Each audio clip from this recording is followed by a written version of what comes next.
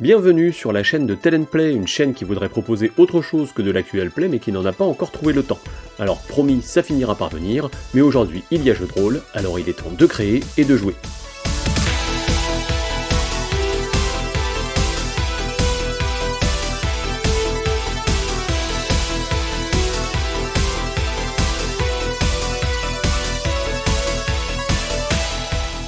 C'est reparti cette fois pour cet actual play de Vermine 2047, un jeu de rôle créé par Julien Blondel et édité par le studio Agathe. Carcasse, Gabriel, Sacha et Vasco sont revenus au Château d'Eau après leur aventure au sein de la communauté des Rennes. Ils s'interrogent ici sur la direction à aller explorer ensuite à partir de leur base, car ils et elles sont revenus de la forêt avec davantage de questions que de réponses. Il est donc temps d'aller explorer et de jouer.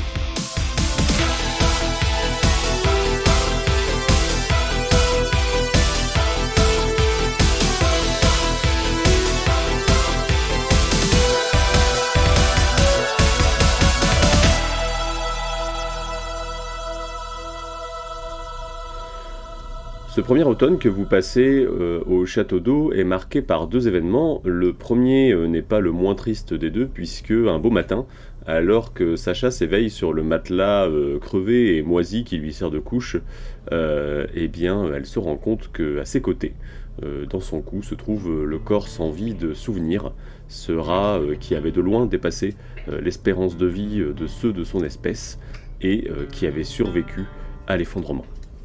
Comment ça? Mais c'est horrible! Mais pourquoi? Mais il est éternel, mon rat!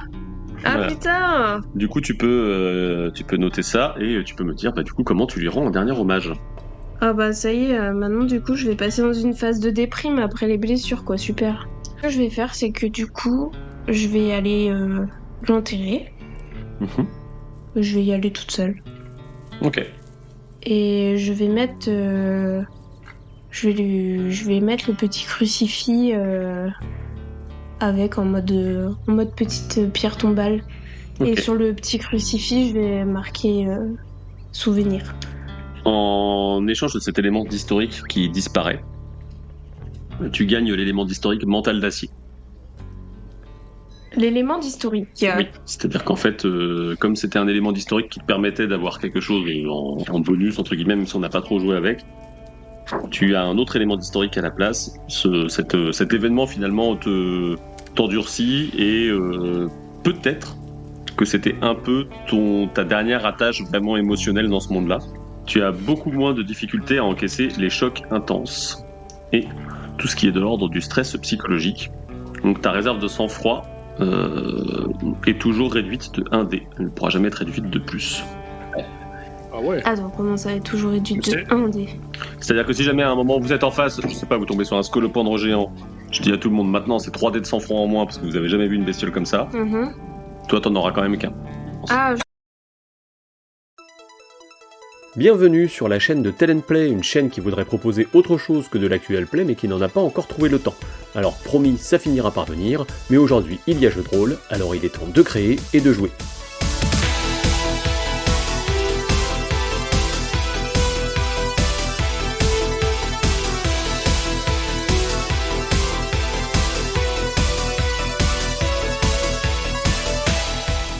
C'est reparti cette fois pour cet actual play de Vermine 2047, un jeu de rôle créé par Julien Blondel et édité par le studio Agathe. Carcasse, Gabriel, Sacha et Vasco sont revenus au Château d'Eau après leur aventure au sein de la communauté des Rennes. Ils s'interrogent ici sur la direction à aller explorer ensuite à partir de leur base, car ils et elles sont revenus de la forêt avec davantage de questions que de réponses. Il est donc temps d'aller explorer et de jouer.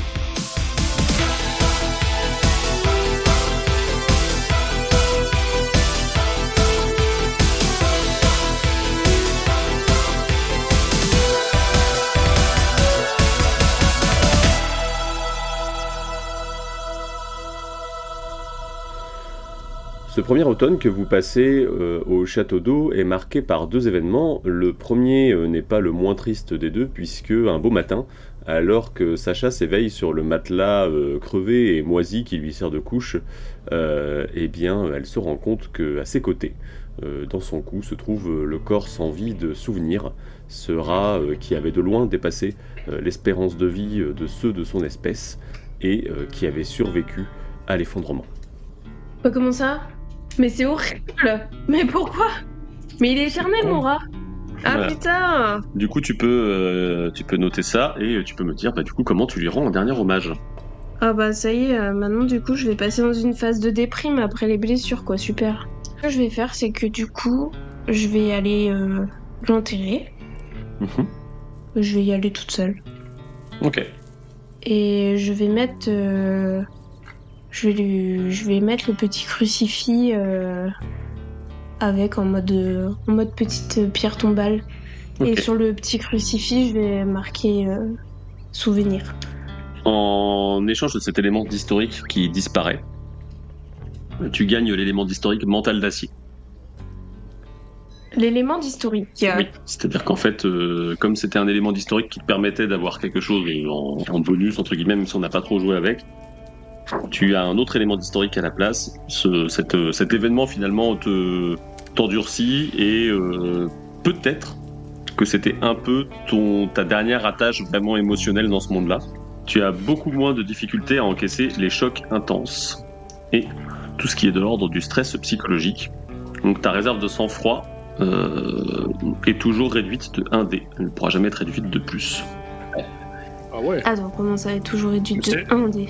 C'est-à-dire que si jamais à un moment vous êtes en face, je sais pas, vous tombez sur un scolopendre géant, je dis à tout le monde maintenant c'est 3 dés de sang-froid en moins parce que vous avez jamais vu une bestiole comme ça, Mhm. toi t'en auras quand même qu'un. Ah, je perds un seul dé de sang-froid Ouais. à chaque fois. Ah, c'est fort quand même. Ah, mais ça peut pas t'aider, ça, à contrebalancer le fait que t'as des insomnies et des trucs comme ça? Sachant qu'il y a une deuxième partie de la compétence qui est que l'aplomb du personnage se transmet au groupe. La perte éventuelle de dés de la réserve du groupe à la suite d'un événement traumatisant est réduite de 1 dé si tu arrives à faire un jet de volonté psychologique. En gros, si jamais tu arrives à diffuser autour de toi que l'événement est pas si traumatisant, au moment où moi je vous fais perdre des dés dans la réserve de groupe, tu peux tanker ça aussi, quoi. Elle devient leader, quoi. Un peu, mais en même temps un leader assez froid. Oui. Le deuxième événement qui marque la vie de votre petite communauté, c'est l'arrivée un beau matin d'une silhouette encapuchonnée au pied du château sous un rideau de pluie. Et cette silhouette lève les yeux vers le balcon où se tient l'un d'entre vous. À vous de me dire qui était de garde ce jour-là. Ah. Ça peut également être multi ou onde, hein, c'est pas un souci. C'est Sacha qui décide, c'est elle la leader. Bah ça va être multi, tiens. Parce Ok. que du coup, il m'a pris mon tour parce que comme j'ai perdu mon rat et qu'il est trop mignon, il a pris mon tour pour que je dorme. Très bien. Et bien dans ce cas, Multi vient te sortir du sommeil et vous réveille tous un petit peu en disant il y a quelqu'un en bas qui demande à vous voir. Apparemment c'est quelqu'un que vous avez croisé à RN. Il demande d'avoir qui particulièrement? Le groupe? Alors j'ai pas bien vu les traits parce qu'il pleut vraiment comme vache qui pisse dehors et moi j'ai pas. Je distingue pas bien, j'avoue Ok. au pied du château d'eau là il y a quand même il y a de la flotte qui tombe. Est-ce que je descends la faire rentrer cette personne ou est-ce que Bah on va y aller. On Ouais, va y on va aller descendre. ensemble. On y va Ouais. ensemble. Allez, on y Ok. va ensemble. alors je sais pas si vous vous préparez à quelque chose ou quoi. Oui, moi je suis un peu en arrière, je me prépare à une intrusion ennemie. Je charge ma petite fronde ou quoi, au cas où. On sait jamais. Ok. Du coup, vous ouvrez la porte en fer du château d'eau avec un grincement et vous constatez que dehors, sous la capuche en toile cirée, rapiécée qui est en face de vous, vous reconnaissez le visage d'une jeune fille, vous reconnaissez le visage de Brume avec un sac sur l'épaule et un arc sur le deuxième épaule avec un petit carquois qui pend à la ceinture qui demande si elle peut rentrer. Moi, je lui dis oui. Oui, on va la Oui, faire je dis rentrer. oui. Oui, on va Oui, pas la elle est laisser sympa, sous bon. la. Moi, j'ai On va pas confiance la en laisser elle. sous la pluie, hein. Ok.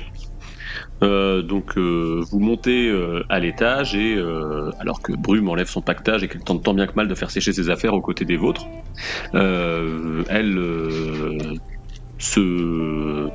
fait mine de s'approcher du petit brasero que vous avez qui est fait avec un vieux micro-ondes renversé. Elle se chauffe un petit peu les mains au-dessus de l'appareil et elle vous regarde, elle vous dit que cette fois Eren est parti. Donc la communauté s'en est allée. Alexandre est remis sur pied quelque part dans la forêt. Et elle vous annonce, non sans une petite brisure dans la voix, que malheureusement Adam, son amant du coup, est mort de ses blessures. Ah, Merde. Ah, ah merde. Bah oui. C'est pas étonnant non plus. Ah bah on est navré de l'apprendre. Et elle vous dit qu'elle s'est demandé pendant longtemps comment est-ce qu'elle pourrait, qu'est-ce qu'elle allait faire, parce qu'elle se sentait pas de repartir avec Eren, parce que la communauté lui aurait finalement rappelé cette triste histoire, et elle s'est souvenue qu'elle avait, elle estime, une dette de sang envers Carcasse. Et par conséquent, elle demande à rejoindre votre petite communauté, Oh, le temps que cette dette de sang soit épongée. voilà, c'est avec plaisir qu'on t'accueille. oui. Votre petite communauté gagne un membre, et reste à savoir ce que vous décidez maintenant que vous vous sentez suffisamment remis pour peut-être essayer de profiter d'une éclaircie pour vous rendre quelque part aux alentours du château d'eau. Alors... où est-ce que j'ai mis la carte? Bah on devait pas partir en expédition. Bah si, mais du coup, après ce temps de repos et ces petits événements, il est temps pour vous peut-être de reprendre votre exploration des environs et peut-être essayer de C'est ça. comprendre un peu mieux pas le monde qui vous entoure, mais en tout cas les problèmes qui vous avoisinent finalement. Bon alors déjà premièrement je vois avec Brume ses compétences pour que l'on oui. puisse fonctionner de manière homogène dans le groupe. Ok. Brume, elle est globalement, elle a un profil un peu chasseuse, un peu soigneuse. Ah, D'accord. Voilà. elle chasse. Elle est venue avec son arc. Hmm. Et elle sait utiliser certaines plantes pour soigner. Du fait que sa mère était la soigneuse de la communauté d'Eren. Très bien. Bah moi ce que je fais pendant le temps que vu qu'on va repartir, c'est que j'organise le départ. Genre provisions pour laisser ici et pour nous. Et voilà, et tout ce qu'il faut pour que ça fonctionne ici et que nous on ait de quoi partir tranquille quoi. Ok. On va où du coup? Et c'est une bonne question. Qu'est-ce que... À la gare, hein? Alors, la dernière fois, on a appris qu'il y a des histoires de rondes qui passaient à la gare. Enfin, ça avait l'air d'être un truc important. Après, je sais pas, ouais, si, ouais. Et après on a toujours les lumières. C'est vrai, il y a les lumières sur la colline, ouais. Sachant que les lumières sur la colline, elles sont vers la ferme-usine et il y a aussi du passage à la ferme-usine de la génération Oui. H. Bah, est-ce qu'on ferait pas d'une pierre deux coups? Bah c'est ça, c'est ce que je me disais. En Ouais. termes de distance, c'est kiff-kiff, c'est comment? En fait, c'est deux types d'exploration très différentes. D'un côté, vous allez devoir retraverser un petit bout de la forêt pour atteindre la ferme-usine. De l'autre côté, on va plutôt être sur de l'urbain, quoi. Donc c'est pas du tout le même type d'expédition qui se prépare. Et Sachant que nous, on est quand même un peu plus à l'aise en termes de forêt parce qu'il y a la chasse et tout, et qu'en plus on cherche les animaux à plusieurs trucs, ça peut être pas mal, non? bah oui, après c'est en termes de distance, quel est le plus... parce que là, vu que c'est l'automne et que le temps est plus... comment Oui, c'est vrai. plus changeant, peut-être c'est intéressant de privilégier là où ça met le moins de temps pour aller. Je sais pas. En termes de distance, c'est pas les mêmes difficultés qui vous attendent, c'est tout. Hein. C'est Bah, go faire musée du coup. souvenez-vous de la partie introductive Ouais. où vous avez essayé de traverser la zone artisanale. Ouais. Bah, faire usine alors. Allez. Allez. Vous partez donc en direction de la ferme-usine par un matin où le temps a l'air un peu plus clair, a l'air de se maintenir. C'est toujours compliqué de faire des prévisions météorologiques, mais un ciel bleu apparaît au milieu des nuages après une grosse nuit de tempête. Vous marchez donc dans de bonnes grosses flaques de boue en quittant le château d'eau. Vous vous approchez de la lisière de la forêt que vous pouvez aussi contourner si vous le souhaitez pour arriver jusqu'à la ferme-usine. Ah, on peut contourner la lisière de... Enfin, la Soit forêt. vous tracez tout droit à travers la forêt et Ouais. vous arrivez peut-être plus vite, mais il faut traverser la forêt. Ou alors, vous contournez et vous faites en faisant le tour du bois, vous allez passer à travers d'anciens champs en friche, des choses comme ça. Ok, on perd beaucoup de temps à faire ça ou pas? Est-ce que c'est pas un peu dangereux de se balader enfin, tu vois, s'il se met à flotter, à faire des trucs Ouais. chelous dans la forêt, au moins on peut se foutre sous un arbre. Vasco, il me semble qu'il a quand même déjà un peu pas mal mappé la forêt, donc ça peut être... Je pense que c'est pas si risqué de passer par la forêt. Oui, après, là, je pense que dans la logique du truc, c'est juste la forêt, on n'y a jamais foutu les pieds, donc c'est pas le même endroit de forêt, non? C'est la même forêt, mais c'est juste pas le même endroit de la forêt. Ouais. Ok, ouais. Après, peut-être que Carcasse y a déjà chassé, mais auquel cas, il faut qu'il essaye de... Oui, moi j'ai chassé un peu partout, là. Moi, ça me paraît plus logique d'aller dans la forêt, en vrai. Ah ouais? Moi aussi.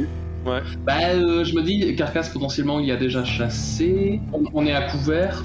On va aller moins vite, mais au moins... Ouais, après la forêt c'est plus dangereux Ouais. que de rester à proximité quoi. Genre on l'a bien vu que la dernière fois qu'on a traversé la forêt, on a manqué de crever Oui, quoi. bah Mais oui. genre on s'est pris des pièges et tout donc je sais pas si contourner après le fait de contourner ça veut dire la forêt elle reste très à proximité si jamais y a un truc mais en même temps on n'est pas complètement dedans quoi. On a du visuel. Ouais, mais ouais, je comprends. Les deux se balent. En vrai. Comment qu'on fait dans ce cas-là? Qu'est-ce que... Il en pense quoi, Gabriel? Gabriel, il pense que les deux opinions se valent, quoi. Vous voulez faire un vote? On peut faire un vote hein. Si vous voulez juste pour trancher entre vous, on peut voter. Hein. On peut faire ça. Après, théoriquement, c'est Sacha qui tranche, non? C'est elle un peu la chef, quand même. Ah ben là, deux. Oui, Ah, mais mais Sacha, on peut voter Sacha, et je tranche s'il y a une égalité. c'est ça. Sacha, si elle est toute seule face à 3 personnes qui votent Voilà, la même c'est chose, ça. c'est réglé en fait. Ok. Levez la main pour la forêt, ce sera plus simple pour moi à comptabiliser. Donc Carcasse et Vasco lèvent la main. Et Gabi! Oh, Gabi! Allez, il lève la main aussi. Ok. Ça marche. Ah putain, il a vraiment aucune volonté quoi. Alors, vous pénétrez sous les frondaisons et qui prend la tête de cette partie-là? Pas moi. Moi, je veux bien. Ah, je sais pas, ça dépend, sauf si on me demande d'aller en éclaireur, mais moi j'ai plutôt tendance à surveiller les arrières. Moi, je me repère bien dans cette forêt, donc je veux bien passer devant. Ok. Tu peux me faire un test de perception auquel tu peux ajouter de l'environnement. Ok. Et de l'œil de lynx ou pas la peine? Non. Tout à fait. Oh, parfait. Pour repérer les passages les plus faciles. J'ai fait au-dessus de 5, j'ai un 10 et un 7. Tu arrives aisément à te repérer dans la forêt et à trouver le meilleur chemin. Ceci étant dit, tu sais pertinemment, alors que vous progressez, puisque la pluie est tombée, puisque vos chaussures s'enfoncent parfois dans la boue, glissent sur des racines, et que vous avez quand même un peu du plus de mal à progresser que si on était en été. Toi, tu sais que il va vous falloir passer une nuit en forêt, quoi, à un moment, avec la vitesse de croisière que vous avez. Quand je prends conscience de ce fait, du coup, j'avertis mes camarades derrière en leur disant que, bah voilà, a priori, on risque de devoir passer quand même une nuit dans la forêt. Ah. En voilà un que ça n'arrange pas. Bon, au moins, on est à l'abri. Ouais. Vous avancez jusqu'à un petit promontoire rocheux où vous pouvez encore décider soit de faire un abri sous roche, soit de se mettre en hauteur pour la nuit. C'est à vous de voir ce que vous préférez, sachant que la pluie entre-temps s'est remise à tomber et que vous subissez du coup même si les arbres vous protègent un peu, l'ambiance humide, un peu moite, alors que ça se réchauffe un petit peu quand même, vous incommode. Bah on va se foutre sous les rochers, on va se faire un petit abri rocheux je pense hein. En Ouais, vrai ouais. on sera plus camouflé quoi. Oh, mettons-nous à l'abri, ouais. Ça me paraît bien. Vous vous mettez à l'abri et, une fois n'est pas coutume, vous allez pouvoir choisir votre système de ronde. Alors, qui veut commencer? Je peux commencer si vous voulez. Hein. Est-ce qu'elle a toujours ses insomnies, elle? Ah bah toujours non. Ah bah oui. Bon bah du coup je prends la deuxième, comme ça... Je peux donner les petits champignons si t'as envie de passer une bonne nuit, quoi, tu vois. Et prof, vous préférez quoi? Vous préférez le 3e tour ou le dernier? Oh, je vais prendre le dernier. Allez, bah je prends le 3e alors. Sacha, tu peux faire un petit jet de perception avec vigilance pour savoir comment la nuit. Enfin, en tout cas, ton quart. Perception et vigilance. Attends, ça c'est une relance là. Ouais, la croix, c'est une relance.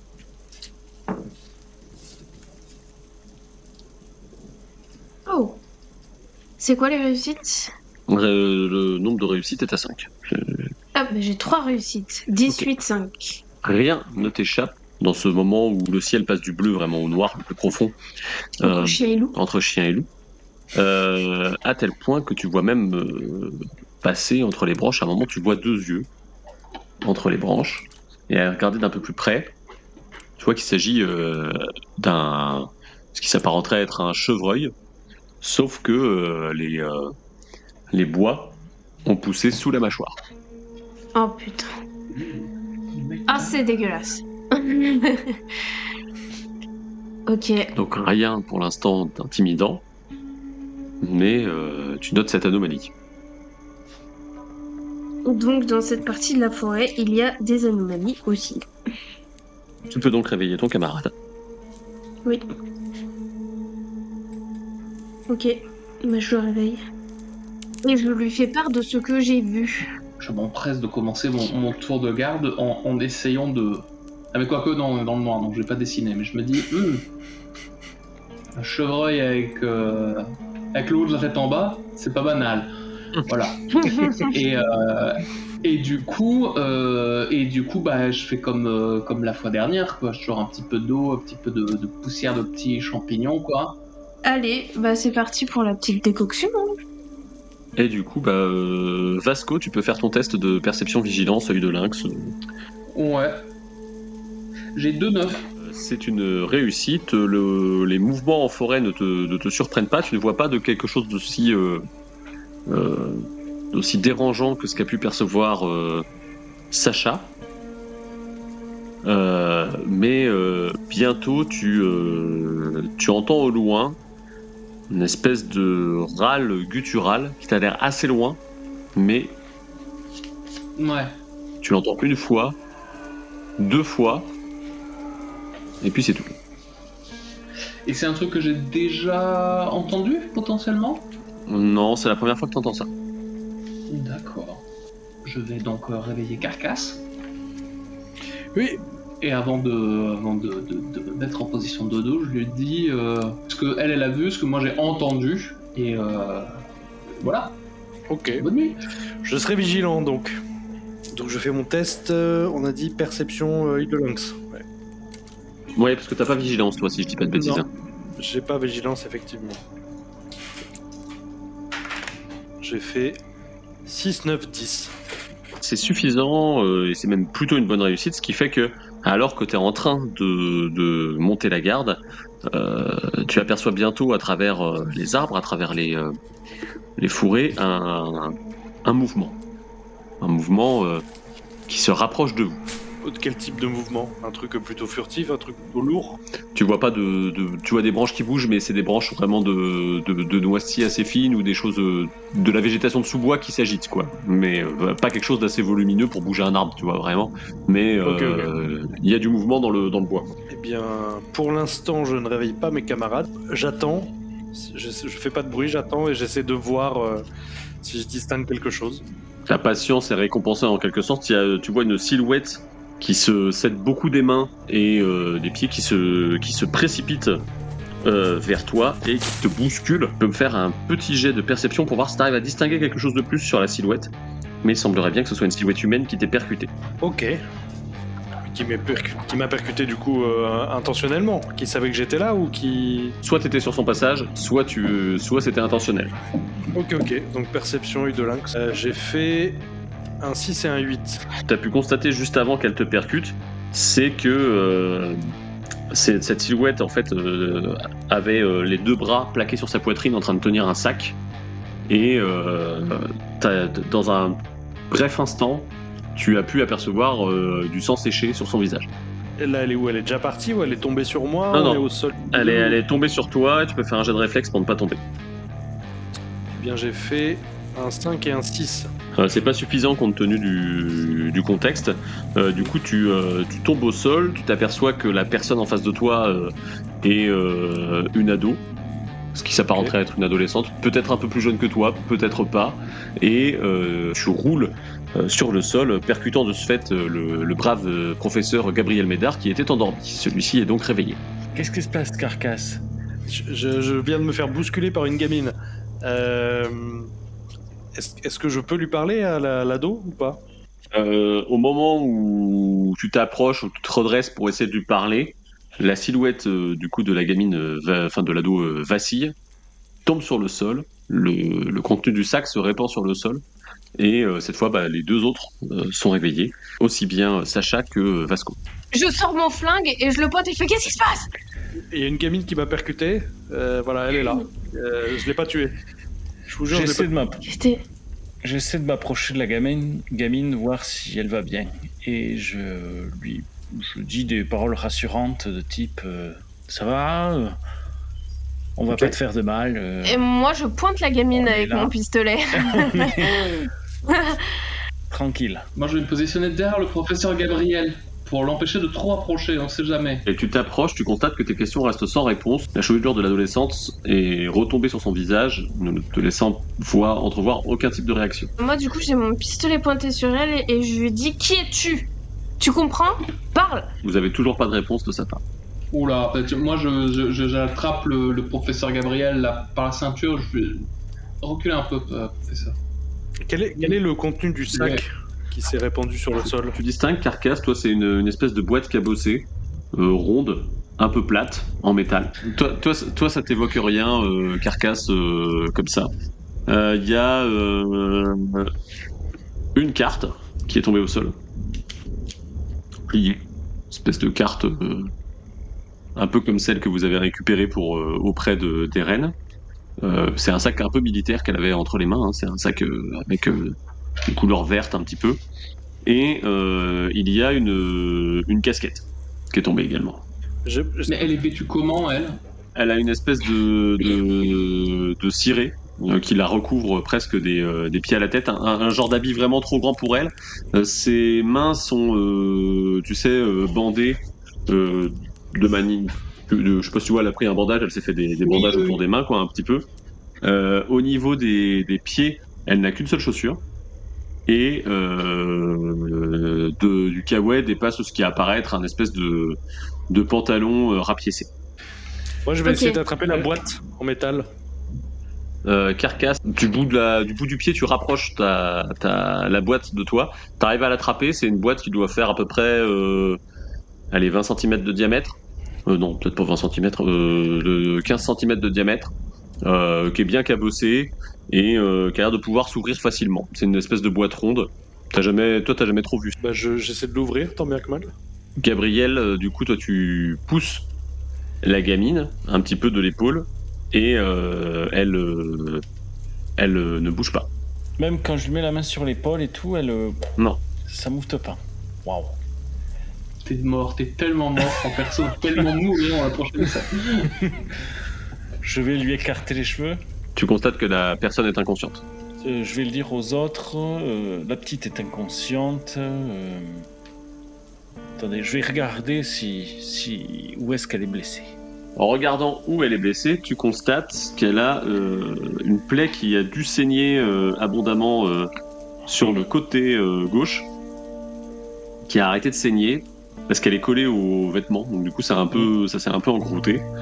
Et voilà, mais c'est quand même quelque chose qui a l'air d'être assez récent. C'est le type de blessure ne t'évoque rien qui pourrait être d'origine humaine. Ah, ok. C'est au niveau c'est pas un coup de schlass ou quelque chose comme ça, quoi. Ouais.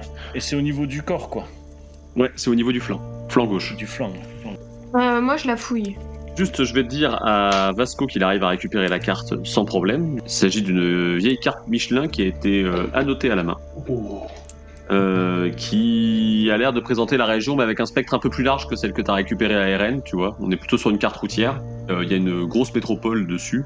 Ce que toi, tu estimes être quand même Rennes.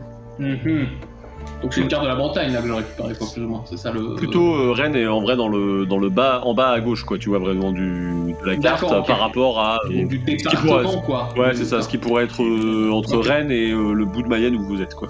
Ok. Quant à Carcasse, tu regardes la boîte. Est-ce que Carcasse sait lire? C'est une bonne question, ça. Je me suis jamais demandé. Ah bah, je pense pas. Je sais pas, parce qu'en même temps, j'ai vécu longtemps dans un bunker. Donc, Ah on pourrait oui. supposer que Oui. j'ai des bases, Ouais. quand même. Ok. Du coup, tu constates sur la boîte qu'il y a une étiquette avec marqué ESI, 3 petits points. ET plus loin, SI, ouais. Ouais, c'est ça. Ouais. Ok. Et tu as du coup, juste en dessous, un nom de rue qui ne t'évoque rien. C'est quoi le nom de la rue? Rue Yvonne Jean Haffen. Oula. Waouh. Et dans la boîte, qu'y a-t-il alors? Dans la boîte, tu trouves quelque chose que tu ne comprends pas exactement ce que c'est. Tu trouves un espèce de truc enroulé de manière circulaire, très fin, de couleur marron, un peu en plastique, pour toi. Et sur le côté de cette espèce de bande, il y a des petits trous. Ce serait une sainte. C'est une péloche de ciné, non? Oui, c'est une... Ouais. La boîte, c'est une Oui. boîte de péloche. Oui. Ouais, c'est ça. Mais Carcasse, il sait pas ce que c'est. Ok. Bah, je garde ça de côté alors et j'attends de pouvoir demander à un de mes camarades qu'est-ce que ça signifie. Sacha. Donc tu le trouves, elle a pas grand chose, vraiment. Elle a juste un couteau de chasse qu'elle porte à la ceinture dans un fourreau. Voilà, bah je l'enlève. Ok. Tu l'enlèves juste du fourreau, comme ça tu retires le couteau juste, quoi. Ah oui, j'enlève Ok. ouais, j'enlève le couteau, ouais. Ok. En enlevant le couteau, tu regardes vite fait la lame, tu constates que elle a été utilisée récemment. Mm. Il y a des traces de sang dessus. Dans la poche intérieure du ciré, tu tombes sur une photo. OK. Quelque chose que tu n'as pas vu depuis au moins 20 ans. Ah bah ouais. Sur la photo, il y a plusieurs gens qui sont en train de sourire devant une espèce de ferme. Parce que ça paraît être un bâtiment de ferme. Plusieurs personnages, faudrait que tu fasses un test si jamais tu veux l'étudier plus en détail, mais pour l'instant, pas plus à lire dessus, il y a un groupe dessus, quoi. Ok, ouais, je vais essayer de l'étudier plus en détail pour voir si elle est dessus, essayer de voir de quand ça date. à peu Ok, près. il te faudra de la lumière, du coup. Ah oui, effectivement. Elle a l'air comment cette fille, un petit peu propre sur elle, en mode elle a vécu dans un... Si la question c'est est-ce qu'elle ressemble aux gens de génération H que vous avez déjà vus, la réponse est non. Ok. Mais C'est- est-ce qu'elle ressemble à quelqu'un qui vient d'un groupe où elle a pu avoir... Enfin, tu vois, ça fait pas 1000 ans qu'elle est dans la forêt, quoi. Ça fait pas 1000 ans qu'elle est dans la forêt, mais la manière dont sont rapiécés ses vêtements sous le ciré te fait te dire que c'est pas non plus quelqu'un qui a vécu avec Ok. des vêtements propres tous les jours. Toi, tu l'auscultes du coup, Gabriel. hein. Ouais. Je fais tu- un jet de soin. Alors, tu peux faire un jet de soin. Le jet de soin, ça va vraiment être pour la soigner. Là, en regardant d'un peu plus près, tu peux noter que tu sais, elle a vraiment les cheveux pas gras, mais presque raides, tu sais, à cause de la poussière et de la sueur. Et elle a quand même une carrure relativement athlétique. Ok. Au niveau de la peau de son visage, là où il n'y a pas de barbouillage et de sang, tu notes que la peau est quand même un petit peu tannée et qu'elle a des coupures un peu superficielles un peu partout. Ok. La blessure, quant à elle, quand tu l'auscultes, c'est une blessure grave. Ok. Et si tu veux en savoir un peu plus, soit tu me fais un perception plus faune à 5, soit tu me fais savoir plus soin à 7. Ok. Je tente perception plus fun. Ok. Ok, bah rien qu'avec 2D, j'ai déjà 9 et 7. T'en as vu des blessures quand même, Gabriel. T'as quand même pas raccommodé pas mal de personnes qui auraient pu avoir ce type de blessure. Ce que ça t'évoque, c'est quelque chose d'assez dérangeant, quelque chose d'assez anormal. Et ce simple constat te fait relativement froid dans le dos, notamment quand tu considères la manière dont la blessure est faite. Tu te remémores ce que t'ont raconté Carcasse et Vasco, et notamment les blessures qu'ils t'ont décrites qu'avait subi Génération H à la station-service. Ok. Ça a la forme d'une mâchoire. Ok. Je le dis à Sacha tout ça. Et pas aux autres? Bah alors les autres ils fouillent alors que Sacha est. à Oh côté de bah moi. je pense que les deux autres ils Ouais, sont... Alors, pardon, mais Sacha fouille. Oui aussi mais Sacha fait plus que les deux autres, ils ont juste ramassé des choses les deux autres. hein. voilà. C'est Non ça. mais je le dis à tout le monde. Ouais. Je demande à du coup Vasco et Carcasse s'ils se rappellent quel type d'animal c'était ce qui était à la. C'était à la station-service, ça tu m'as dit. Ouais, c'est ça. Enfin, moi j'ai une petite déduction. Pour moi c'était un tigre. Mais il y avait pas Mais- une histoire de menthe religieuse aussi? Voilà, les tigres c'était ma première hypothèse. Après coup, je me suis dit, ou c'est une grande chèvre très vindicative, peut-être une sorte de menthe religieuse, mais pas de confirmation. Quoi. Ok. Sachant que là, la blessure, elle est quand même plus petite, non? Parce que les autres, ils étaient décapités, non? Oui, la blessure est plus petite, ouais. Comme si elle avait pas abouti finalement, la blessure. Tu vois. D'accord, ok. Voilà. Peut-être elle a réussi peut-être à l'esquiver, puis... De toute évidence, sinon elle serait défoncée. Mais du coup, là, elle était en train de fuir, parce que, enfin, mon personnage commence à faire caca mou, hein, personnellement. Est-ce qu'il y a quelqu'un qui fouille le sac ou pas? Juste savoir. Oui, bah oui, on va fouiller le sac, à un moment donné. Puisque toi, t'étais parti pour remettre les affaires à l'intérieur. Oui, Sacha. oui. Ah bah oui, non mais oui, je croyais que tout le contenu s'était répandu en fait. Non, une partie du contenu seulement dans le sac. Oui, Dans bah, le sac, tu carrément. trouves également un revolver vide, Ah, quelques fruits secs et des affaires de rechange déjà sales. Je vais en profiter pour demander si je sais pas, le compagnon qui est le plus proche de moi, lui demander ce que j'ai trouvé dans la boîte qui ne m'évoque rien, si ça lui évoque quelque chose. Donc, Carcasse, ceci est une pellicule de cinéma. Avant, Oula.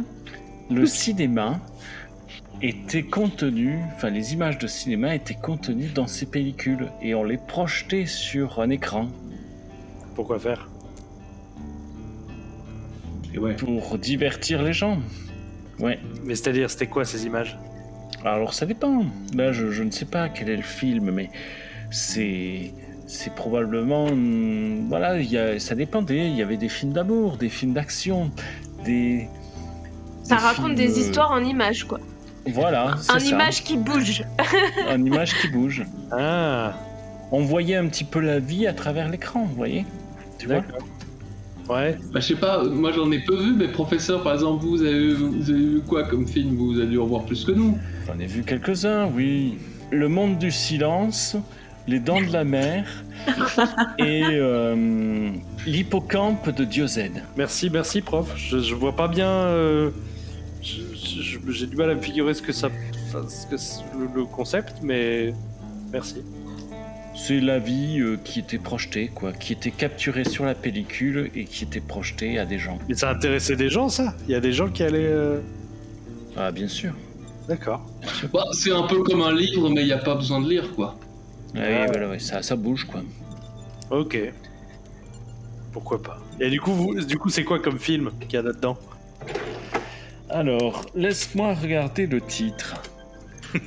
Ah oui, bah le titre c'est Essie du coup. Pour l'instant, la pellicule, Ah oui. vous savez juste qu'il y a marqué. Oui, mais attends, elle se balade, c'est pas une pellicule énorme avec laquelle elle se balade. Non. Bah tu peux regarder les images. Ah bah pour ça, faut de la lumière. Hein. Vous êtes Ah toujours c'est dans le vrai, noir. faut de la Ouais, lumière, c'est ça. Ouais, putain. c'est ça. Je le vois, le titre? Oui, vous arrivez à lire. Vous avez les yeux suffisamment habitués à la pénombre pour. D'autant plus que le ciel s'est un peu découvert. La lumière de la lune vous aide. Vous arrivez à voir quelque chose. Ok. Et si c'est le titre complet ou l'étiquette a été coupée? Non, c'est le titre complet. Ok. Bah si ça se trouve c'est leur propre film hein. Ouais. Ce titre, est-ce qu'il m'évoque quelque chose? Non. Alors, ce titre me dit rien. Et par contre, l'adresse, c'était rue Yvonne Jean Haffen. Ouais, c'est ça. Ouais, ça m'évoque quelque chose. Tu sais vraiment qui c'est, Edouard Fabier? Oui, parce que Ah, c'est trop bien. j'ai recherché dans ma tête. Alors, tu vois, ce Carcasse, ce nom-là, cette rue, Oui. moi, ça m'évoque... c'était une vieille dame, mais c'est une artiste. Yvonne Jean Haffen, tu vois, c'était une artiste, elle a exercé dans plusieurs disciplines. C'était une céramiste, une graveuse, voire même une peintre, une dessinatrice. Et en fait, si est-ce que vous m'avez montré la carte ou pas? Non. Non. La carte est dans mes affaires maintenant. Non. Ok. Et cette dame, même si elle est née dans l'est de la France, elle a beaucoup vécu dans la région de Bretagne, vers notamment Dinan. D'accord. Voilà, elle est morte là-bas, tu vois. Ok. Donc je me dis peut-être que cette pellicule vient de vers là-bas, pourquoi pas, je sais pas. Ou en tout cas de la région, quoi. Vu Ok. que l'artiste était de là-bas, peut-être que... Enfin, c'est une supposition, hein, peut-être pas du tout. Hein. Ok. J'ai du mal à comprendre pourquoi elle se trimballe là avec une pellicule, c'est quand même pas pratique à transporter. On a chacun ses souvenirs, tu sais, Carcasse. Ouais. Regarde, pourquoi Sacha se promenait avec un rat, alors que pour certains, c'est des nuisibles. Et pourtant, elle, cet animal, il comptait pour elle. C'est vrai. Peut-être toi aussi, t'as des objets qui comptent pour toi. Et que les gens, Mon couteau. ma foi, ils trouvent... Hein? Mon Ton couteau. couteau, ben voilà. Peut-être que pour tout le monde, c'est un simple couteau, mais pour toi, c'est plus qu'un couteau. Il a de l'importance pour toi, sentimentalement. Bah, il me permet de survivre, quoi. C'est un couteau. Bon, ce dialogue s'arrête à peu près par là, comprenant que deux mondes s'affrontent qui ne se comprendront jamais vraiment. Le professeur Gabriel Médard choisit de revenir à d'autres préoccupations. Que décidez-vous de faire pour le reste de la nuit? Alors déjà, qu'est-ce qu'on fait de cet enfant, quoi? Est-ce que Ouais, vous tentez je sais des pas premiers si on- soins aussi, hein? C'était la Ah bah si, mais Gabriel, oui, il va peut-être, peut-être tenter ça, oui. Puis, essayer de soigner un petit peu cette vilaine blessure. Faut que tu fasses 3 réussites à 7. Oh bon, donc c'est Et on peut pas l'aider? pas possible. À moins que... Attends, je vais faire un... Après, tu peux prendre ta réserve d'effort et ta relance. Pourquoi t'as Ouais. combien en précision? En précision, j'ai 1. En soin, j'ai 1. Donc il faut que au moins je fasse un effort. Et tu peux déjà, puiser dans la réserve du groupe aussi. Hein. Je vais piocher un effort dans le groupe. Ok. Et après, vous pouvez choisir de l'aider, ouais, si quelqu'un l'aide, en essayant de lui faciliter son travail de soin, par exemple, parce que vous avez été initié. C'est une possibilité. Je veux bien aider, moi. Ouais. Par conséquent, ça lui donnera un dé en plus. Bah, j'aide. Ok. Ça marche. Ok. Pour l'instant, j'ai 2 réussites. Il en fallait 3, non? Ouais. Je vais piocher dans mon sang-froid. Ouais. Pour relancer, c'est ça? Ouais. J'ai fait 2 x 7 et 8. C'est passé, mais juste. Hein. Ouais. Par conséquent, t'arrives à soigner la blessure et ça va lui permettre de regagner un niveau léger. Donc, elle aura une blessure plus légère. Ok. Alors, que décidez-vous de faire une fois que la blessure est soignée finalement? La personne s'est toujours pas réveillée. Ok, moi je voudrais essayer de voir si elle a foutu du sang partout en venant Elle a laissé jusqu'ici. une piste, tu veux dire? Le sang sur elle était séché. C'était séché? Ouais. Ok. Et celui qui était sur la blessure était coagulé. Donc du coup, il n'y avait pas de possibilité Ok. de laisser des traces de sang, en tout cas, jusque-là. Ok. Bah après je pense qu'on va rester là pour la fin de la nuit parce que c'est hyper dangereux. Bah, déjà elle est pas en état, va falloir la porter. Puis ensuite c'est trop dangereux d'essayer de bouger la nuit. On va se faire déboîter quoi. Enfin on va continuer nos tours de On va garde finir, et puis ouais, voilà. Hein. Ok. C'est ça. C'était à moi, je crois. On bougera aux premières lueurs Qui doivent être non pas très longtemps en plus, non? Ça a pris du temps quand même là de. Il restait le tour de Gabriel et c'était terminé. Ouais. Donc vous retournez vous coucher. Par contre, pour te rendormir, ça va être un peu compliqué Ah de ton côté. bah c'est pas grave, je vais veiller. Ok. Il reste plus très longtemps donc à la limite Gabriel il va se reposer et moi je fais le dernier tour de garde. Ok. Le jour se lève à travers les arbres. Vous voyez même l'aube devenir un petit peu rose. Ça annonce que, a priori, ne devrait pas y avoir de pluie dans l'immédiat. Vous avez droit à un ciel à peu près clément. C'est un ciel bleu, même si l'atmosphère est relativement froide. Puisque les nuages se sont écartés, le vent du nord a refroidi un petit peu tout ça, quoi. Moi j'ai une question. La gamine qui a percuté Carcasse, elle venait de quelle direction? On peut estimer ça? Est-ce que ça venait, tu sais, vers là où on va? De vers là où on vient ou de ailleurs? Alors, elle venait plutôt de vers là où vous D'accord. allez. Très bien. Que souhaitez-vous faire au réveil, sachant qu'elle est toujours profondément endormie? Et ben on rentre, je pense qu'on a eu ce qu'on voulait, non? Enfin, je veux dire, c'est... Non, est-ce que là il fait jour maintenant? Ouais, il fait jour, ouais. Moi je vais essayer d'aller faire un tour autour un peu autour de là où on s'est installé, quoi, pour voir s'il y a des traces, je sais pas, des traces de lutte à un endroit ou des traces à suivre, ou je sais pas. Je vais aller explorer un peu le temps qu'elle se réveille autour de notre camp. Bah, pendant ce temps-là, moi je vais justement checker la carte que j'ai récupérée, voir s'il y a des trucs intéressants, quoi. Ok, alors pour ce qui est de Carcasse, dans ton petit tour, je te donne l'information avant de te donner le... on va dire que tu t'éloignes d'à peu près 50 mètres du campement. Oui, même 100 mètres. Hein. Même 100 mètres, ok. Donc tu vois bien qu'il y a la trace que elle a laissée, qui est assez claire, de brindilles cassées, de choses coupées comme ça. Après, autour du campement, il n'y a pas eu d'autre chose. Tu repères les traces d'éventuels chevreuils, mais pas plus. Ok. Voilà, il n'y a rien qui a l'air anormal en termes de présence autour, et par contre, la piste qu'elle a l'air d'avoir laissée jusqu'au campement est assez nette, ouais. Oui, bah, je vais garder ça de côté, je dirai aux autres qu'on a au moins on a une piste à suivre pour savoir d'où elle vient, quoi. Ok. De votre côté, les trois autres. Vasco, de ton côté, tu voulais regarder la carte. Ouais. Tu constates qu'il y a un trajet qui est tracé dessus, qui va du bord supérieur droit, sans vraiment savoir. Ça veut dire qu'il y avait probablement une autre carte avant, jusqu'à la métropole, que tu identifies comme étant Rennes, qui est tracée. Et tu reconnais, en superposant un peu tes connaissances de ton autre carte, tu reconnais la voie rapide qui était censée être suivie et la station-service. Ok. Et donc Rennes est au sud de nous Sud-ouest de vous. Ouais. D'accord, ok. Gabriel?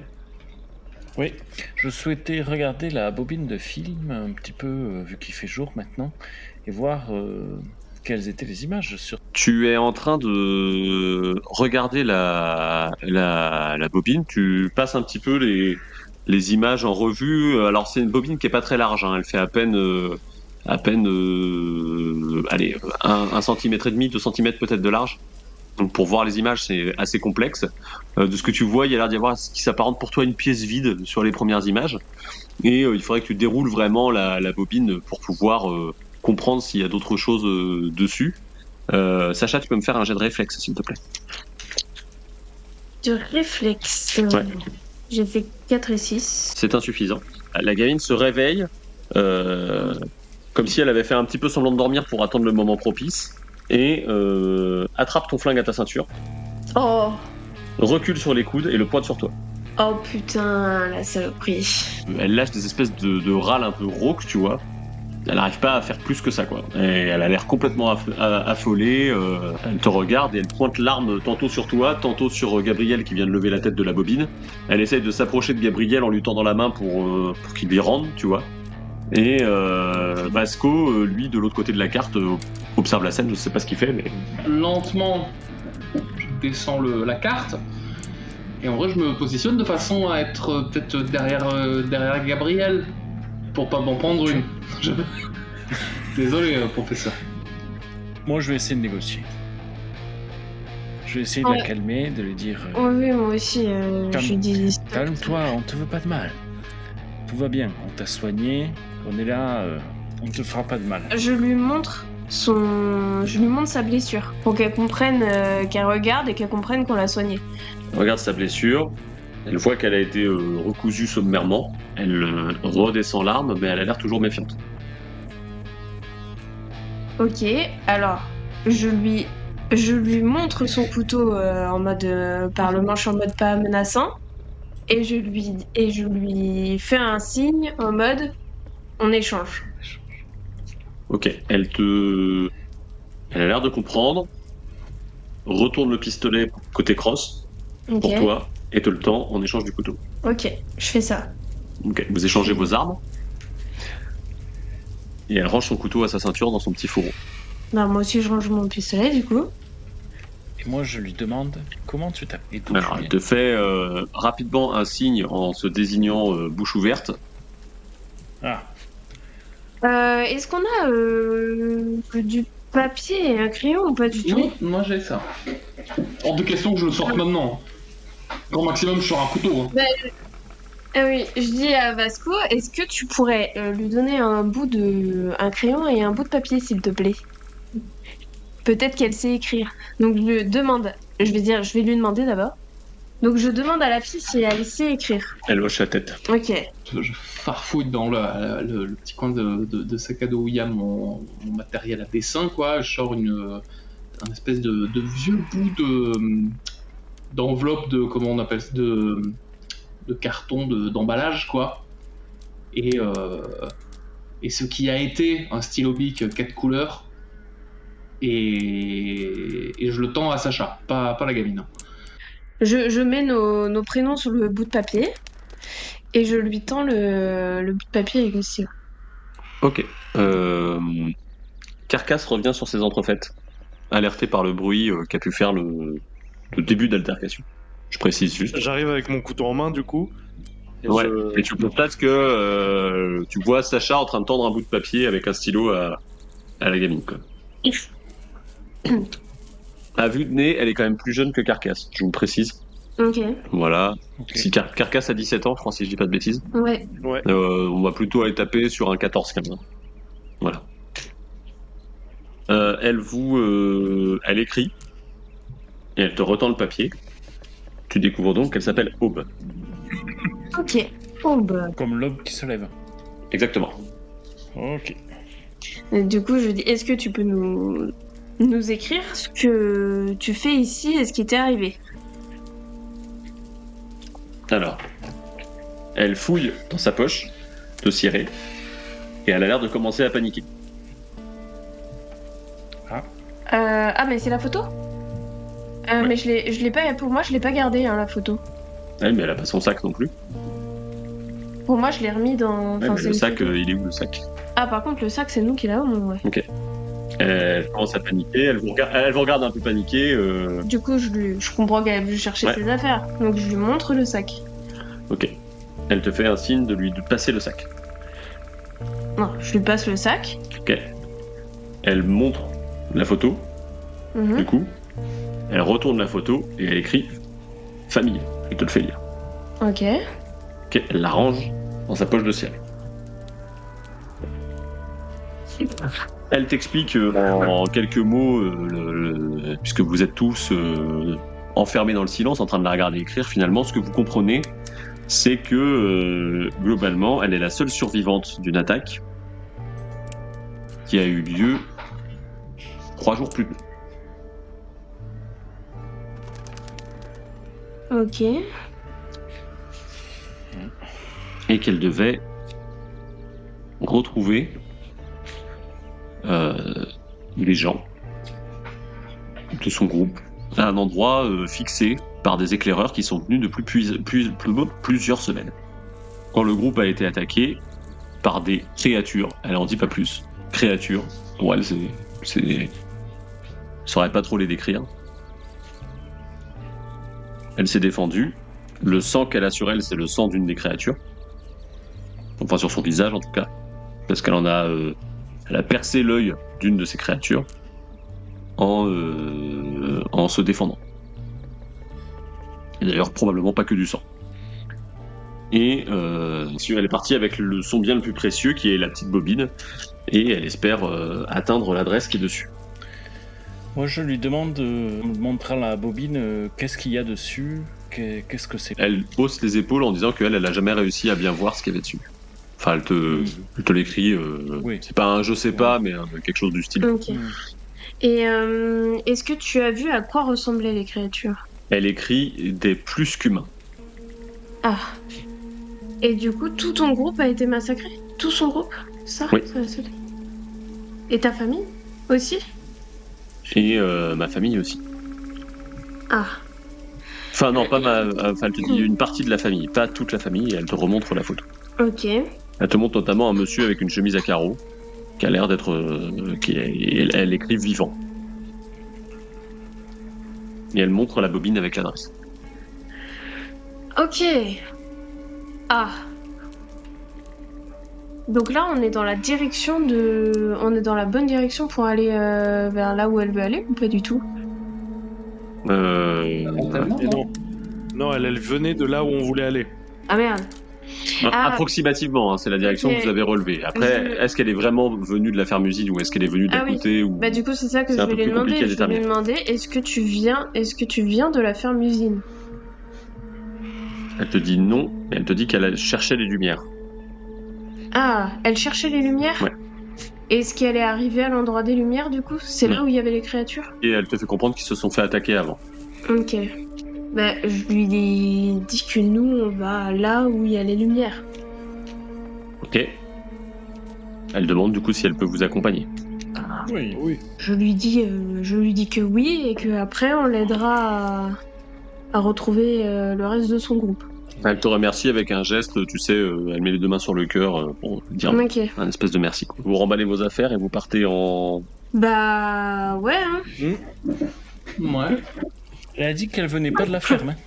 Non. Non. Elle vient de plus loin, quoi. Du coup, Ok, ouais. mais elle vient du nord-est, du coup, enfin du... Ouais, quelque chose comme ça, ouais. Ok, d'accord.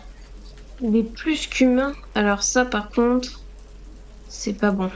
Moi je vais lui demander aussi si elle a déjà croisé des gens avec qui ressemblent à, je lui décris la génération H.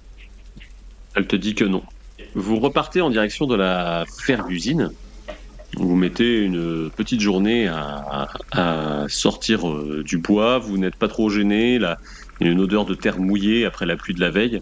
L'ambiance est assez fraîche. Le vent qui passe à travers les arbres vient du nord.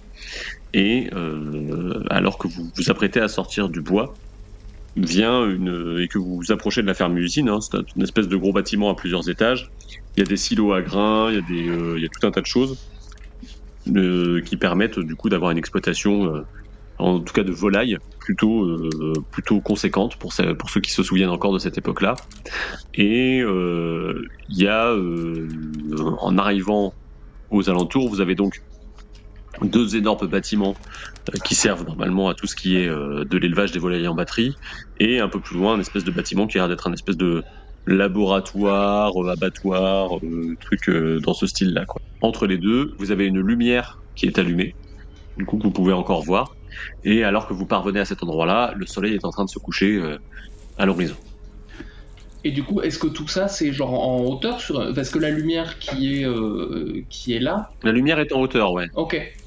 Elle est en haut, tu sais, c'est le genre de grosse lumière qui sert justement à faire passer des camions entre les bâtiments, des Ah choses oui, comme c'est ça. un spot, enfin c'est un gros truc. C'est un spot d'extérieur, D'accord, ok. voilà.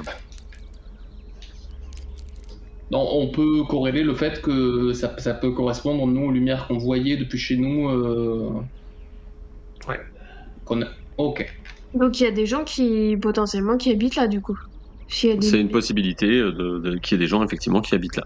Est-ce qu'on voit des traces de vie en fouillant un peu Alors est-ce que j'ai vu vous un- arrivez directement pour vous approcher des bâtiments ou est-ce que vous attendez ou- Alors non, observation et attente et pas aller là-dedans sans savoir qu'est-ce que quoi. Bah oui, on peut rester aux alentours, voir. Enfin, moi je pense qu'on essaie de repérer, voir combien il y a de personnes là-dedans, comment c'est habité. C'est ça. ouais.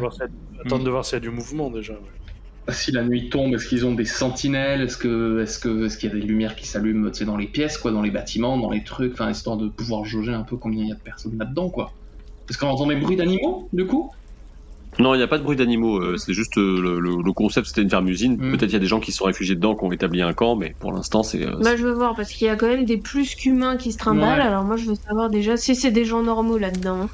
Vous observez l'endroit pendant 1 heure, 2 heures, 3 heures, la lumière tombe à l'horizon, la nuit se lève, il n'y a bientôt plus que la lumière du milieu entre les deux bâtiments, le spot qui éclaire tout ça, et vous constatez qu'il n'y a pas un seul mouvement. On peut se rapprocher discrètement du bâtiment, non? Peut-être pour voir. De jour. Moi, si vous voulez, je peux ouvrir la marche. Sans se séparer réellement, on peut s'approcher, Carcasse et moi, on s'approche un peu du bâtiment pour tâter le lieu et on vous fait un signe. Oui, c'est à ça que je pensais. Hein. Genre vraiment Ouais. s'approcher pour Faites pas y ça, aller à ouais. 4, faire un signe et... Ouais, Ouais. ça me va. On y va du coup, Sacha? Ouais.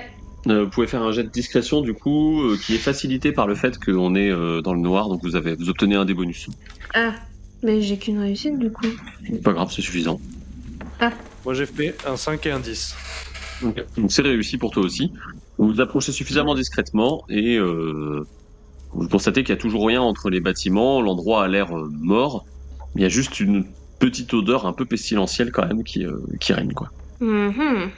Un peu pestilentiel. Ouais. Qui viendrait d'où? Le bâtiment, labo, là, l'endroit où il y a des vraies pièces, quoi. Question de logique du groupe, parce qu'on a une paire de Toki quand même.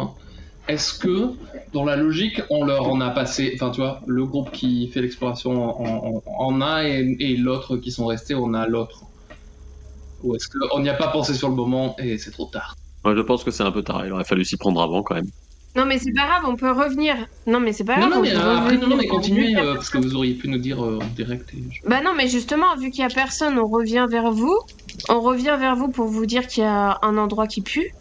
Est-ce qu'à ce moment-là, du coup, on part dans le bâtiment tous les deux en se tenant au courant avec le Toki, juste pour voir. Ouais. Et du coup, bah, ceux qui vont pas dans ce bâtiment qui pue, c'est lequel bâtiment qui pue? C'est le truc qui fait laboratoire un peu? Ouais, c'est ça. Ouais. Du coup, est-ce qu'on va pas explorer un tout petit peu plus loin tous les deux, en éclaireur, et du coup, on se met les Toki à ce moment-là.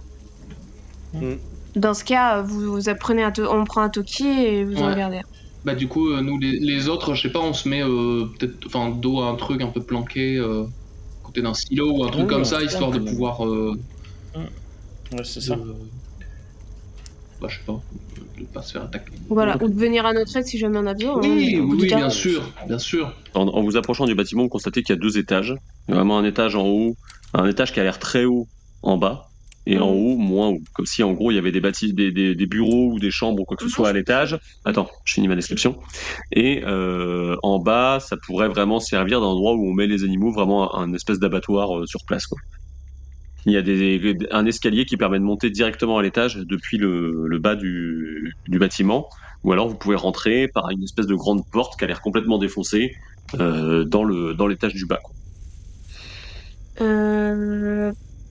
Bah moi j'aurais tendance à aller vers là où de suivre un peu l'odeur pour voir qu'est-ce qui pue autant et s'il y a des cadavres ou pas, quoi, parce que pour voir d'où vient peut-être le danger. Si danger il y a, soit c'est des animaux vivants parce qu'il y a toujours un élevage, soit il y a un monceau de cadavres et dans ce cas on se barre ça, quoi.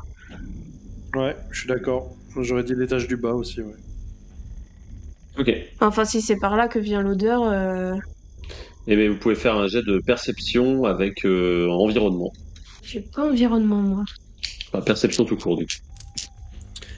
J'ai fait un 5 et un 7. J'ai fait 10, 8 et 8. Ah ouais. Ok. Vous arrivez à constater que l'odeur, s'il y en a, ne vient pas du bas du bâtiment. Ok. Mais plutôt de l'étage supérieur. Ah. Ah, ouais, l'étage supérieur. Ouais. Bah on va aller voir dans l'étage supérieur. Ok. Vous arrivez en face d'une espèce de porte en plastique, vraiment un truc qui aurait pas juré sur un préfabriqué, quoi. Entrouverte. L'odeur a l'air de venir de l'intérieur. Ça pue vraiment. Bah on regarde discrètement par l'entrebâillement de la porte. Ok. L'intérieur n'est éclairé que par des lumières de sortie de secours. Vertes. D'accord. Vous êtes face à un couloir et il y a des portes de chaque côté. Ah, on va y aller, hein? Non? Ouais, on va entrer, hein. On essaye de voir d'où vient cette odeur pestilentielle, là. Ok, faites-moi un jet de perception. Avec environnement? Non, juste perception. J'ai fait un 7.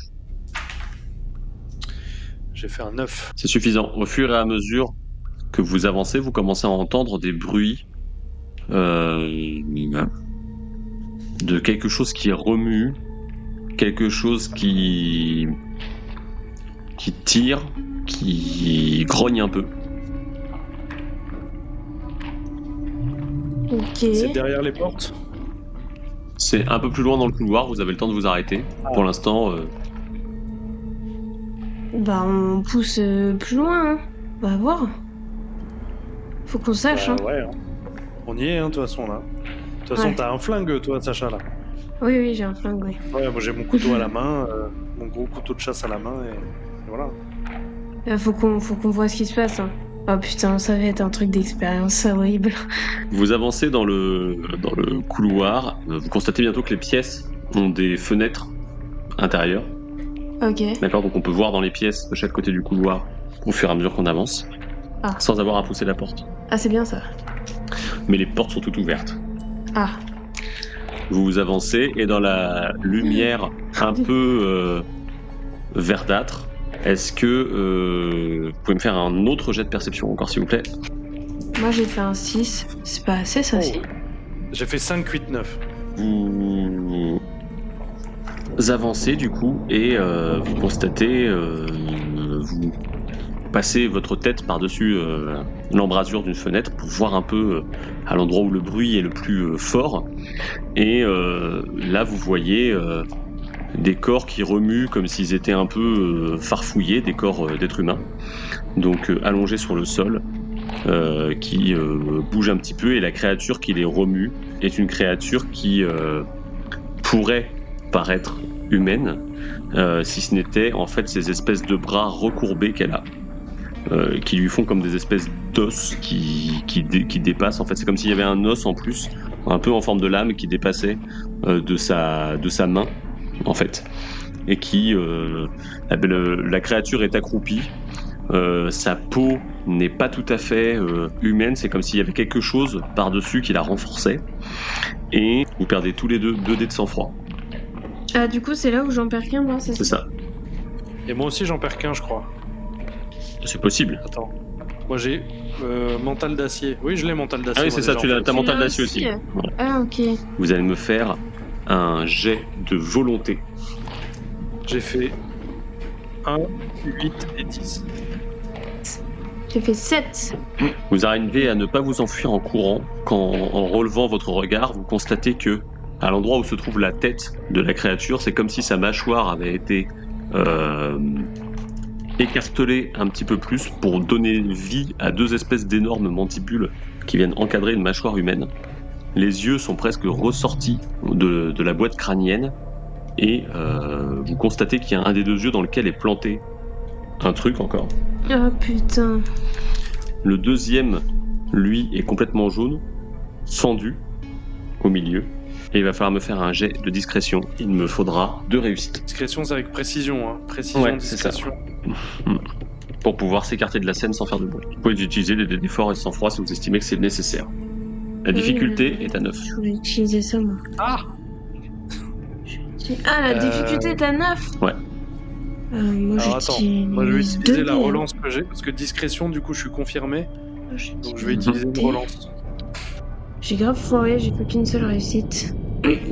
J'ai lancé 2 dés, j'ai fait de la merde, j'ai utilisé ma relance de discrétion parce que je suis confirmé, j'ai refait de la merde, et j'ai utilisé un sang-froid, et là j'ai fait un 9. Mais il m'en faut un deuxième. Ah, il t'en faut 2? Ouais. Eh bien ça ne suffira pas, du coup. Non, bah c'est niqué, J'en ai moi un. aussi, t'inquiète. La vue de la créature vous effraie, et du coup vous reculez tous les deux. En dépit de votre première impression, vous êtes quand même un petit peu secoué par ce que vous voyez. À ce moment-là, vous reculez, mais vous perdez de vue la créature, puisque vous chutez un petit peu dans le couloir, vous faites un peu de bruit, vous entendez la créature s'arrêter de l'autre côté, et il y a des pas qui se rapprochent comme si la créature marchait à 4 pattes dans la pièce. La porte grince un petit peu. La tête de la créature passe la porte, regarde à gauche, regarde à droite, tombe sur vous. Oh putain. Son regard s'arrête sur Carcasse. Elle feule, et vous la voyez prendre ses jambes à son cou pour partir en direction du bout du couloir. Dehors, la lumière entre les 2 bâtiments éclaire la cage d'escalier. Vous voyez la créature sauter, se réceptionner parfaitement sur le sol et s'enfuir en direction de la forêt. À l'intérieur du bâtiment, vous vous redressez. Vous pouvez échanger un regard. Il y a une chose qui est sûre pour Carcasse, c'est qu'il lui semble avoir reconnu le visage de Jonas.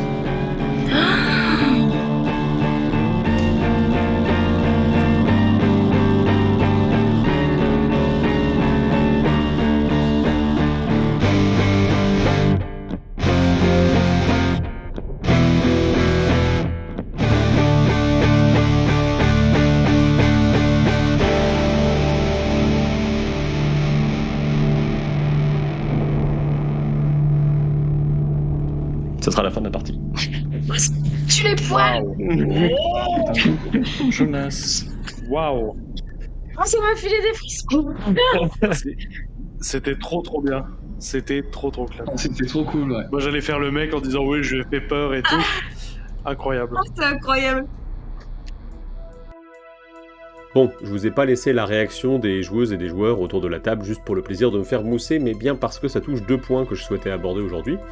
Le premier, c'est plutôt amusant parce que j'en ai causé avec le compte Instagram de JDR Collect il n'y a pas très longtemps, et c'est les histoires d'incohérences pardonnées par les PJ ou celles dont ils ne se seraient pas rendus compte. Ici, en étant attentif, on réalise bien qu'à la fin de l'épisode, il ne devrait rien y avoir dans l'œil de la créature, puisqu'a priori, c'est celle qu'Aube a rencontrée et à qui elle a crevé un œil. Or, comme on l'entend lors de la fouille en milieu d'épisode, elle a toujours son couteau. Donc les PJ ont tous l'air ici de me pardonner cette erreur, et c'est sans doute parce que nous étions tous très pris dans les événements de la fin de l'épisode. Ce qui m'amène au deuxième point, juste pour causer un peu de ce moment où les planètes s'alignent et où tout concourt à créer un moment inoubliable autour de la table de jeu de rôle. Ici, tout le monde était suspendu, attendant un peu la suite, et moi, de mon côté, j'étais content de sortir ce que je gardais en réserve spécialement pour ce type de séquence, à savoir la première confrontation avec ces créatures, mais aussi la révélation de ce qu'était devenu Jonas, le seul personnage de la vie précédente de Carcasse, qui est incarné par Lambert.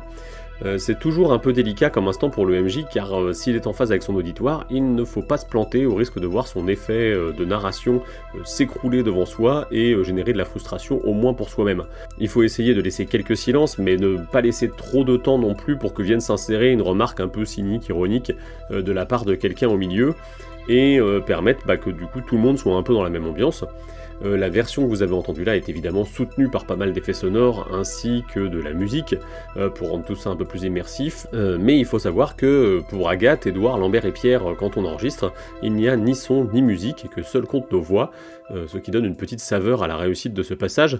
Avec un peu de recul, dans le bêtisier qui suit, vous entendrez Pierre mentionner Garcia Lorca, le poète espagnol, et c'est un peu amusant de se dire qu'il l'a fait pile dans une session dont la conclusion appartient, on va dire, au domaine du duende. Alors si vous n'êtes pas familier de la notion, elle est un peu intraduisible, je vous laisse faire vos recherches, c'est assez complexe, mais globalement ça désigne la capacité d'un artiste, quel qu'il soit, à captiver son audience et à remplir, on va dire, le moment et la scène de son jeu. Il y a un peu de suspension du temps dans le lot, bref, c'est assez approprié ici, même si j'irai pas jusqu'à me qualifier d'artiste en soi. Et quand j'ai réécouté le passage, en tout cas c'est le mot qui m'est venu. Aussi en commentaire de cet épisode, je vous invite à me raconter ce que vous avez vécu de ce type autour d'une table de jeu de rôle. De mon côté, je peux au moins repenser à 1 ou 2 passages de ce type dans la campagne de Pax Elfica, par exemple. Ah, et avant de conclure, un petit mot sur le scénario qui reprend l'introduction du collectionneur écrit par Benjamin Dibling et qui est contenu dans le livre La Route, à ceci près que j'ai changé les créatures qui poursuivent Aube, puisqu'il s'agit de loups modifiés dans le collectionneur. Ici, j'ai préféré rester dans la thématique insectoïde avec mes grosses mantes religieuses que j'ai introduites du coup dans le dernier épisode lors du passage par la station-service. Si vous avez aimé cet épisode, donc vous pouvez le partager autour de vous et n'oubliez pas de commenter et de liker celui-ci sur les plateformes que vous utilisez. La superbe illustration de la vignette est toujours signée Pierre Hudren qui incarne Vasco, et la musique, incroyable et parfaite pour ce moment, est toujours signée Lambert qui incarne Carcasse. Gabriel et Sacha sont eux respectivement joués par Edouard et Agathe. Enfin, les ambiances et les génériques de Tell & Play sont ici signés Wilfried Renaud du Labyrinthe Sonore. N'hésitez pas à aller écouter ces albums sur les plateformes de streaming. En attendant la semaine prochaine et l'épisode suivant, portez-vous bien où que vous soyez, où que vous m'écoutiez, et à bientôt sur la chaîne de Tell & Play.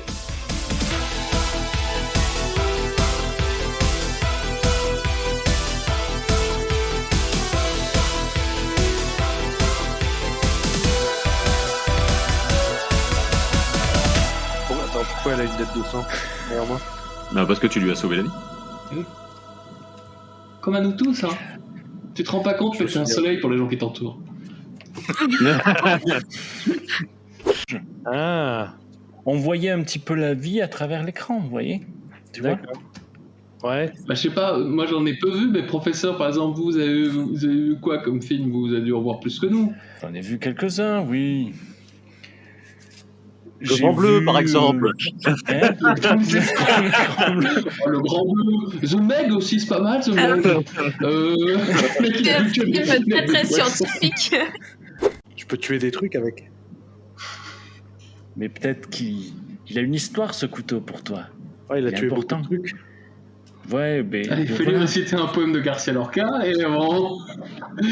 Gérard Klein, c'est formidable. Ok. De votre côté, les 3 autres. Je sais pas. Moi, je lui fous des petites tartes, je lui fais sentir mes chaussettes, j'essaie de la réveiller, quoi. La violence. Waouh. Oh, c'est une vraie militaire, quoi. Comme en Irak. Une olive, je fais une petite olive, puis allez, quoi. Vasco, s'il te plaît, est-ce que tu veux bien donner un petit bout de papier avec un crayon? Ça, c'est la maîtresse, en fait. Je prends. Faut qu'on voit ce qui se passe. Hein. Oh putain, ça va être un truc d'expérience C'est horrible. Gérard Larcher.